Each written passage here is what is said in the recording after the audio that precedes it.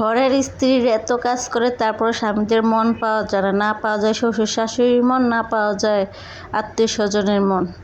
Hello guys, কী অবস্থা? আশা করি সবাই ভালো আছেন, আমিও ভালো আছি। আজকে একটা নতুন ভিডিও নিয়ে চলে আসছে। আজকে মজার মজার দুইটা রান্না করব। আশা করি আপনাদের আজকের ভিডিওটা অনেক অনেক ভালো লাগবে। সবাই একটু আমাকে সাপোর্ট করে দিবেন, সবাই আমার পাশে থাকবেন ভিডিওটা দেখার জন্য। তো আজকে আমি গরুর মাংস রান্না করব, অ্যাঙ্কার কালাই বড়া বানাবো। তো দেন গরুর মাংসটা আমি বসিয়ে দিয়েছি প্রেশার কুকার দিয়ে আজকে রান্না করব। প্রথমে প্রেশার কুকারটা চুলার উপরে বসিয়ে দিয়ে মাংসগুলো দিয়ে দিয়েছি পরিমাণ মতো আদা রসুন গরম মশলা হলুদ মরিচ যা যা লাগে সব কিছু দিয়ে দিছি। তো দেন আমি মাংসর আগে কষিয়ে নিতেছি। আমি মাংস একবারে মাখিয়ে বসাই না, তার না হলে আদা রসুনের গন্ধ করে একটা, সেজন্য আমি প্রেশার কুকারও রান্না করি। একটু ভালো করে কষিয়ে নিয়ে তারপরে পরিমাণ মতো পানি দিয়ে দিই। কিন্তু আজকে আমি আবার গরুর মাংসের মধ্যে আরেকটা জিনিস অ্যাড করছি, বলতে ভুলে গেছি। অ্যাঙ্কার কালাই দিয়ে গরুর মাংস দিয়ে রান্না করব। তো ফাইনালি আমার গরুর মাংসটা বসানো শেষ, আমি প্রেশার কুকারে বসিয়ে দিছি। এর মাঝে আমি আরেকটা কাজ করে নেব, অ্যাঙ্কার কালাই ডালের ভর্তা বড়া বানাবো। অ্যাঙ্কার কালার দিয়ে মাংস দিয়ে রান্না করবো, অ্যাঙ্কার কালার বড়া বানাবো। আজকে দুইটাই ডালের রেসিপি হবে মাংস দিয়ে।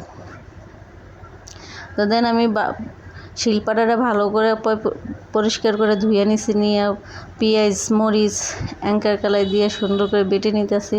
কাঁচামরিচটা একটু বেটে দিলে ভালো লাগে, একটু ঝাল ঝাল হয়, খুবই মজা লাগে খেতে। পেঁয়াজটা যাতে দাঁতের মধ্যে একটু বাজে, আর এভাবে কেটে কেটে দিলে আমার কাছে ভালো লাগে না। কার কাছে কেমন লাগে আমি জানি না, আমার কাছে ভালো লাগে না, সেজন্য আমি একটু বাটাবাটি করে দিই যাতে একটু ঝাল ঝাল বেশি ভালো লাগে। তো দেন এখন আমার অ্যাঙ্কার কালাইটা বাটাবাটি শেষ হয়ে গেছে, এখন আমি উঠিয়ে নেব। কত সুন্দর করে বেটে নিলাম। আমার বাটাবাটি করতে খুব ভালো লাগে। ব্লেন্ডার আছে, ব্লেন্ডারে ব্লেন্ড করলে ডাউলটা একটু আঠা আঠা কম হয়, কীরকম জানি পানি পানি হয়, সেজন্য আমি সবসময় পাটাটা বেটে সব কিছু করার চেষ্টা করি। এখন বাটাবাটি শেষ হয়েছে, আমি উঠিয়ে নিছি। উঠে নিয়ে ডাউলের মধ্যে পেঁয়াজ মরিচ যা যা লাগে হলুদ সব কিছু দিয়ে ভেজে নিছি, ভেজে নিয়ে উঠিয়ে নিছি। অফ ক্যামেরায় দেখাতে ভুলে গেছি আপনাদেরকে। তো এখন আমার মাংসটাও হয়ে গেছে ফাইনালি। এখন আমি আরেকটা পাত্রের মধ্যে ঢেলে নিয়ে ভালো করে একটু জাল করে নেব, না হলে আমার ভালো লাগে না। আমি একটু আবার প্রেসার কুকারতে নামিয়ে আলাদা করে একটু জাল করে নিই। এখন আমি ধনের গুঁড়া দিয়ে দিলাম যাতে একটু স্মেল আসে, কালারটা অন্যরকম হয়। ধনের গুঁড়া দিলে কালারটা অন্যরকম চেঞ্জ হয়ে যায়, দেখতেও ভালো লাগে, খেতেও ভালো লাগে, সেজন্য দিয়ে দিলাম। তো আজকে আমার রান্নাটা দেখেন কত সুন্দর লোভনীয় হয়েছে, কত সুন্দর একটা কালার আসছে, দেখতে খুবই ভালো লাগতেছে। দেখতে যেরকম সুন্দর, খেতে তার থেকে অনেক মজা। ডালগুলার যে বড়া বানাইছি তো অফ ক্যামেরায় বানাইছি, সেজন্য আপনাদের সাথে শেয়ার করতে পারি নাই।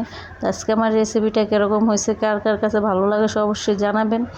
এরকম রান্না দেখতে হলে অবশ্যই আমাকে কমেন্টস করবেন, আমি যাতে আপনাদেরকে নতুন নতুন সুন্দর ভিডিও দিতে পারি।